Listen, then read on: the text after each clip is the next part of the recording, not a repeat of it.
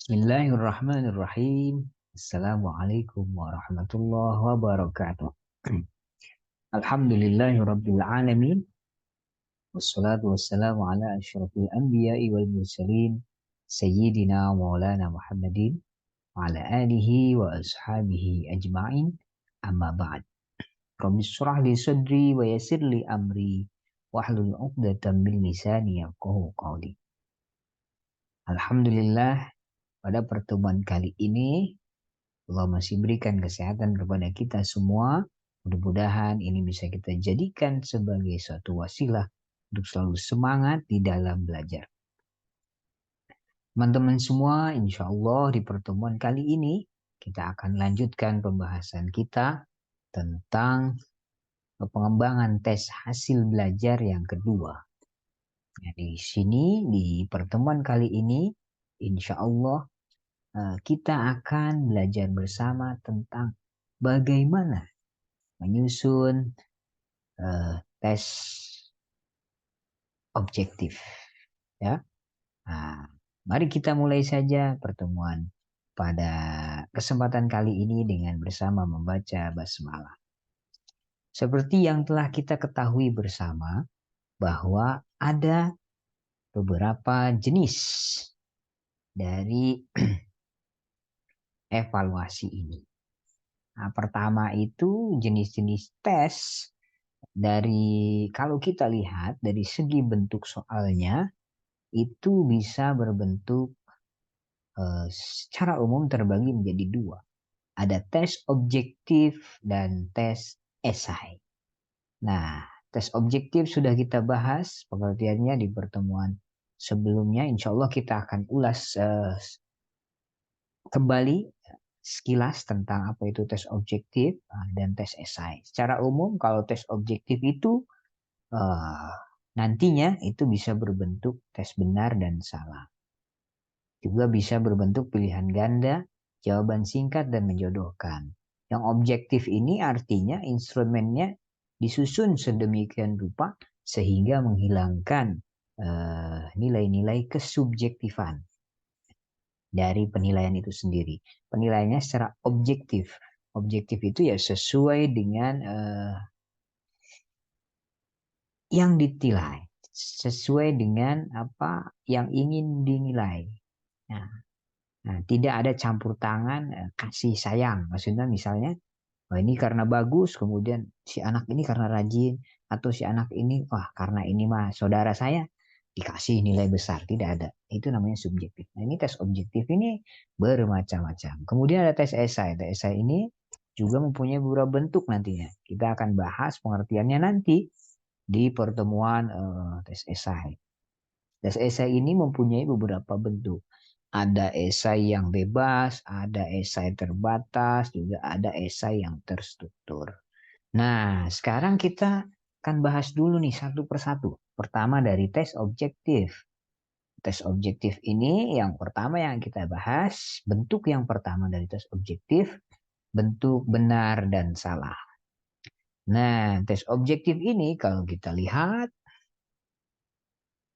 Ari Kunto itu ya menyatakan bahwa tes objektif itu adalah tes yang pemeriksaannya dapat dilakukan secara objektif. Dilakukan secara objektif.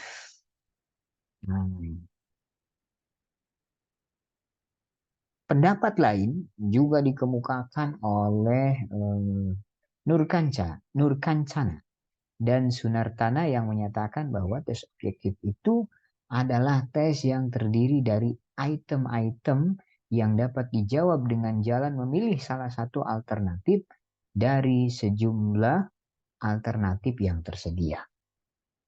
Atau dengan mengisi jawaban yang benar dengan beberapa perkataan atau simbol.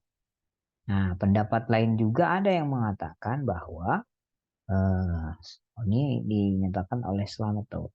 Slameto menyatakan bahwa tes objektif itu adalah tes yang menuntut siswa untuk memilih beberapa jawaban, beberapa kemungkinan jawaban yang telah tersedia dan memberi jawaban singkat atau mengisi titik-titik di tempat yang disediakan.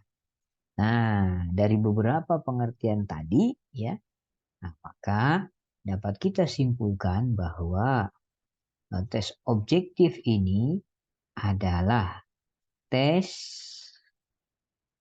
yang pertanyaan-pertanyaannya dapat dijawab dengan memilih salah satu alternatif jawaban yang tersedia, atau dengan mengisi dengan kata-kata atau simbol tertentu dan pemeriksaan yang dapat dilakukan secara objektif. Ya. Nah, setelah kita tahu pengertian dari tes objektif ini, kemudian bagaimana ketepatan penggunaan tes objektif ini?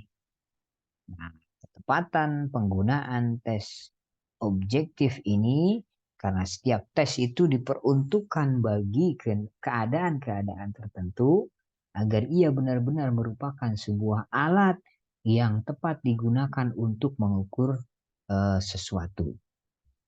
Tes objektif akan tepat digunakan dalam keadaan-keadaan seperti berikut ini. Pertama, jumlah pesertanya cukup banyak, maka cocok tuh digunakan tes objektif. Yang kedua, penyusun mempunyai kemampuan untuk menyusun dan menganalisa tes objektif yang baik, mempunyai waktu yang longgar, karena penyusunan soalnya lumayan nih, harus diuji cobakan dan lain.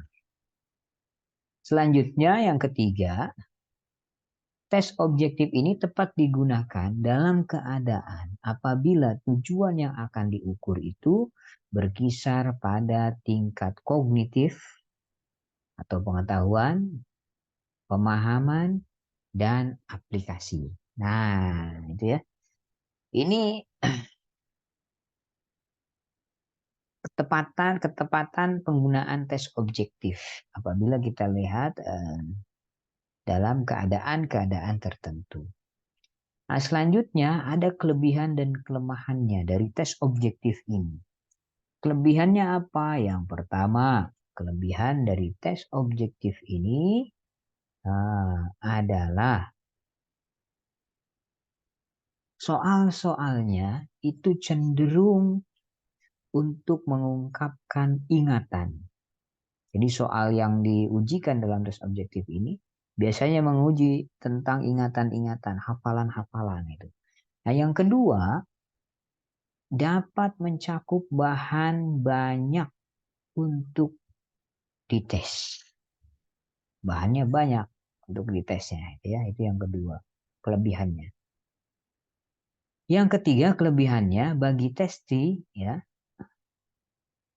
bagi orang yang dites, itu menjawabnya dapat bebas dan terpimpin karena ada jawaban yang tersedia. Dapat dinilai secara objektif kemudian ya. Dan yang selanjutnya, kelebihannya memaksa siswa untuk belajar dengan baik.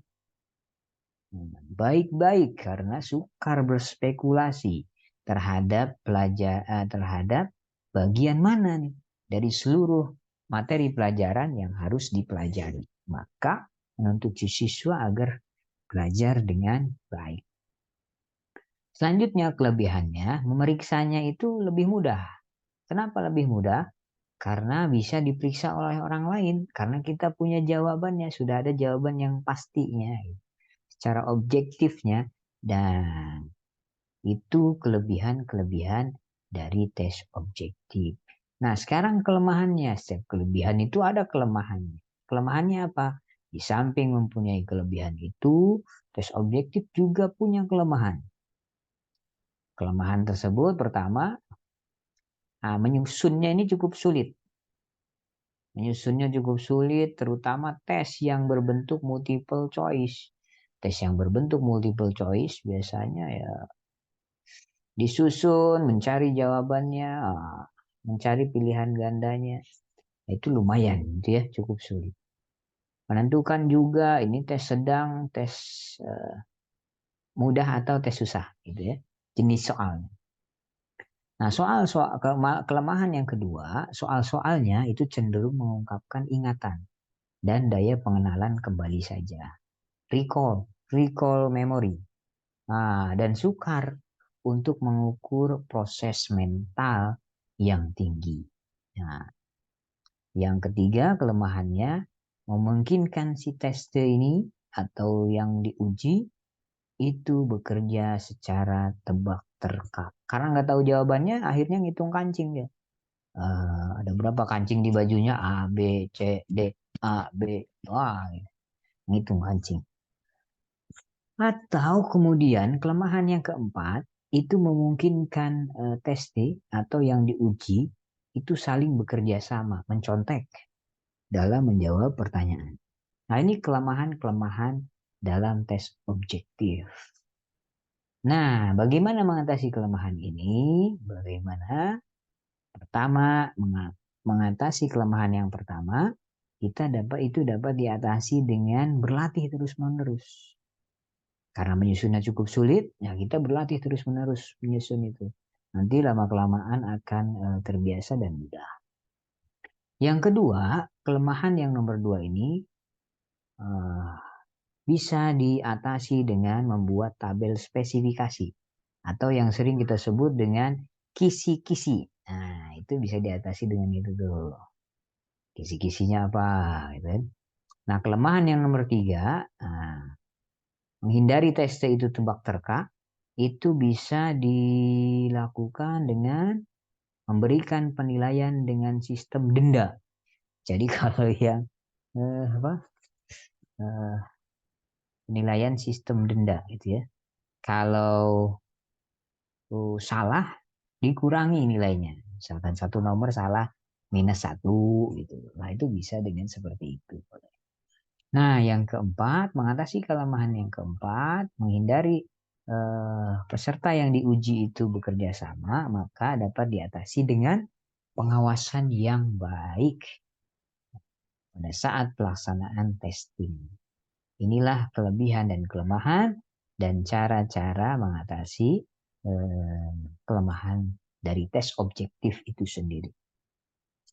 Nah, ini bentuk kemudian kita akan mengetahui, belajar bersama tentang bentuk-bentuk tes objektif.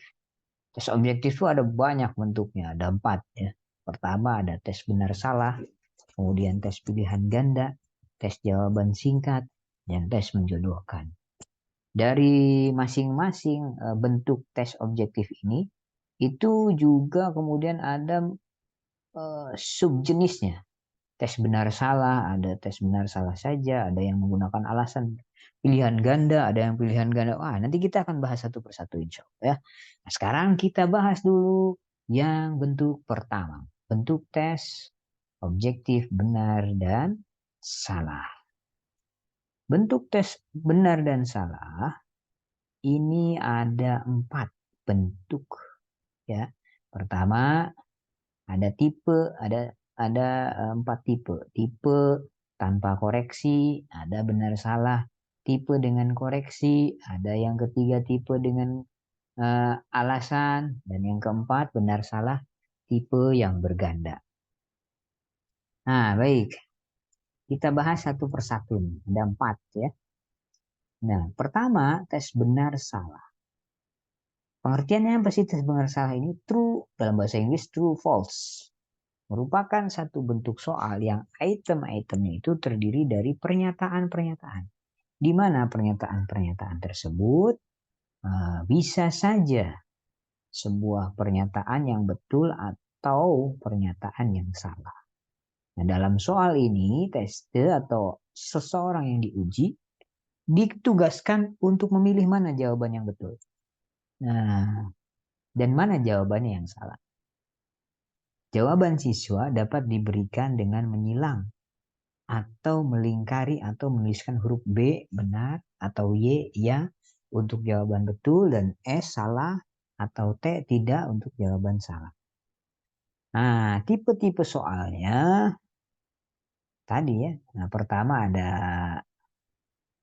tipe tanpa koreksi, tipe dengan koreksi, tipe dengan alasan, dan tipe berganda. Nah, pertama benar salah tipe tanpa koreksi. Kita lihat. Nah, tipe soal benar salah yang tanpa koreksi ini adalah soal benar salah yang hanya meminta si tester atau yang diuji untuk memilih saja di antara jawaban yang benar atau jawaban yang salah. Tipe soal ini ya tipe dasar dari tes benar salah. Contoh ya, dalam petunjuknya silanglah huruf B jika pernyataan berikut ini benar dan silang huruf S jika pernyataannya adalah salah. Contoh, nomor 1, ibunda Nabi Muhammad adalah Aminah. Nah ini kita pilih benar atau salah. Kalau benar boleh dilingkari, nah itu ya. Atau boleh juga dia apa? Ditulis ini. B, nah, gitu ya. Benar atau salah dilingkari. Nah itu soal tipe tanpa koreksi. Yang kedua, ada benar salah yang dengan koreksi. Tipe benar salah, tipe koreksi ini bentuk pernyataannya sebenarnya sama dengan tes benar salah tanpa koreksi. Hanya saja pada tipe ini siswa itu diminta untuk mengoreksi atau membetulkan jika pernyataan yang dikemukakan salah. Jadi benar salah dengan koreksi adalah soal benar salah yang berupa statement yang benar atau salah dan kepada testi atau orang yang dites ditugaskan untuk mengoreksi dengan jawaban yang benar jika pernyataan yang dikemukakan adalah salah. Contoh, pertanyaan petunjuknya. Petunjuknya pertama, silangilah huruf B jika pernyataan di bawah ini betul, disilang. Dan silanglah huruf S jika pernyataan di bawah ini salah. Dan garis bawahilah bagian mana yang salah dari pernyataan tersebut. Dan tulislah jawabannya yang betul pada tempat yang telah disediakan. Contoh yang pertama. Paman Nabi bernama Hamzah terbunuh pada perang Khandaq. Betul atau salah?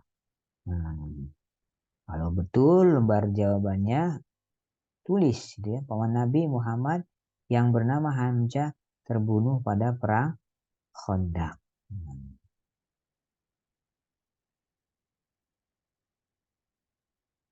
Itu tes betul salah dengan koreksi. Jadi kalau ada yang salahnya dikoreksi atau di garis bawah. Nah,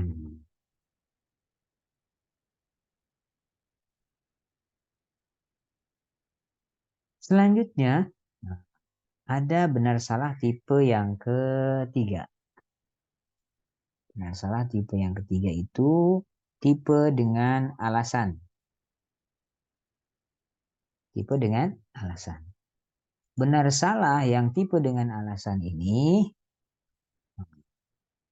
adalah tes benar salah yang terdiri dari pernyataan, kemudian di mana pernyataan tersebut harus ditentukan oleh oleh yang diuji apakah benar atau salah pernyataan itu.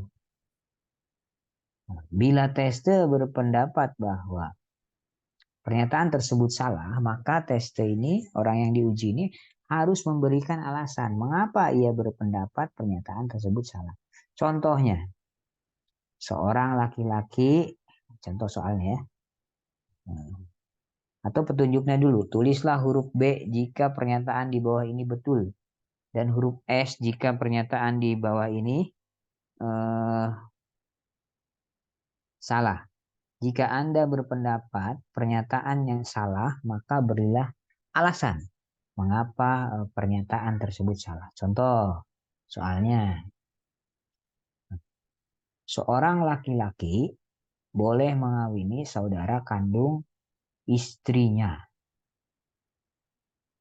Ini betul atau salah? Gitu ya.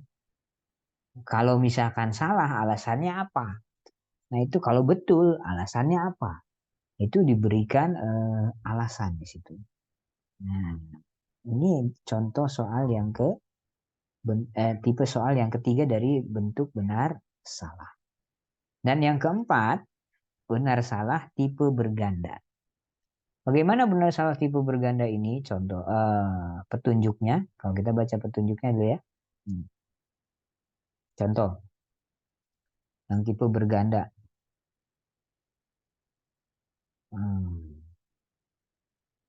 Contohnya, lalu sebelum ke contoh kita pengertian dulu. Yang tipe berganda itu apa sih? Nah, soal benar salah yang tipe berganda ini adalah soal benar salah yang terdiri dari satu induk persoalan dan beberapa anak persoalan. Soal tipe ini diperuntukkan untuk menanyakan beberapa hal yang berhubungan erat dengan suatu persoalan tertentu. Contoh, silanglah huruf B jika pernyataan pada beberapa hal berikut benar dan huruf S jika pernyataannya salah. Satu, soalnya tentang pembagian waris. Benar atau salah dilakukan setelah membayar hutang si mayit. Bagian B-nya, bila istri benar atau salah bila istri mempunyai anak, maka bagian suami 1/6.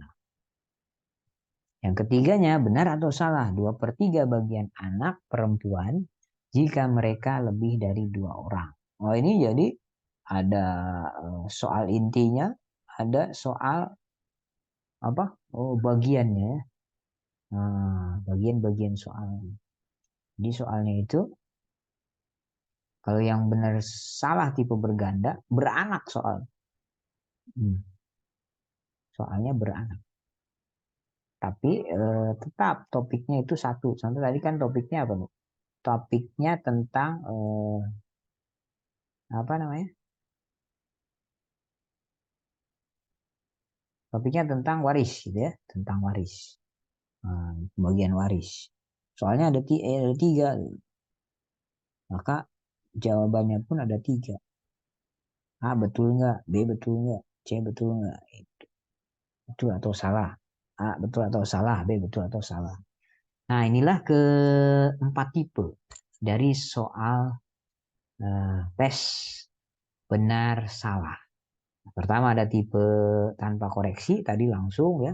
Yang kedua tipe dengan koreksi, apabila memilih kemudian yang salah dikoreksi, salahnya apa? Kalau benar ya, kalau salah salahnya apa gitu ya. Kalau benar nggak dikoreksi. Yang ketiga ada tipe dengan alasan. Menjawab memilih benar salah, tapi nanti berikan alasannya. Kenapa milih benar? Alasannya apa? Kenapa milih salah? Alasannya apa? Dan yang keempat, benar salah tipe berganda itu yang membahas satu topik dan akan muncul beberapa pertanyaan, pernyataan tentang benar dan salah. Itu keempat tipe tes benar salah. Nah, bagaimana penyusunannya tes benar salah ini?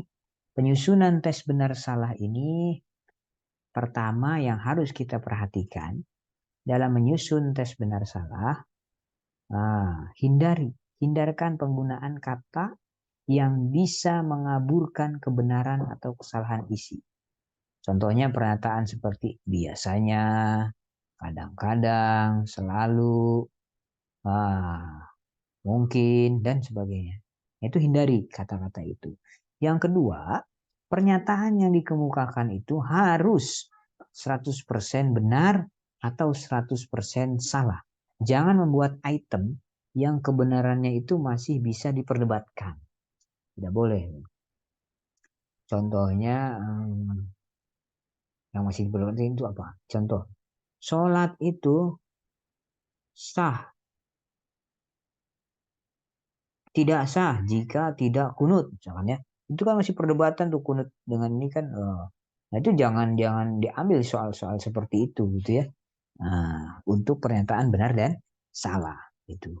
Karena masih bisa diperdebatkan kalau soal seperti itu.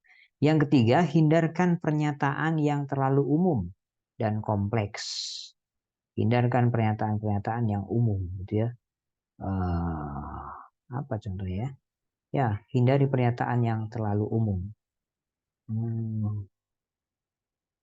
Ya. Jika kita masuk rumah melalui pintu, itu kan, itu terlalu umum. Benar atau salah? Nah, kemudian yang keempat, hindarkan pernyataan yang persis sama dengan buku. Pernyataan-pernyataan yang persis sama dengan buku itu dihindarkan.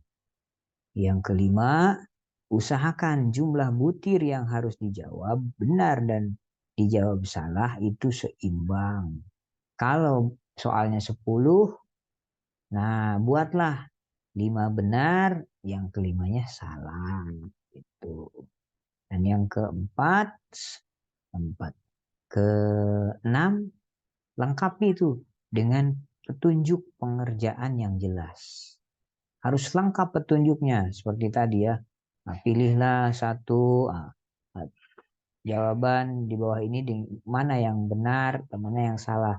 Kemudian berikan alasan. Nah, itu perintahnya harus jelas.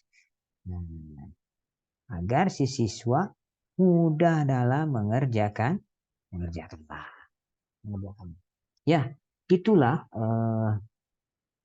bentuk pertama dari tes objektif, yaitu tes apa benar dan salah. Nah, itu bentuk yang pertama yang kita bahas. Jadi tadi ada berapa?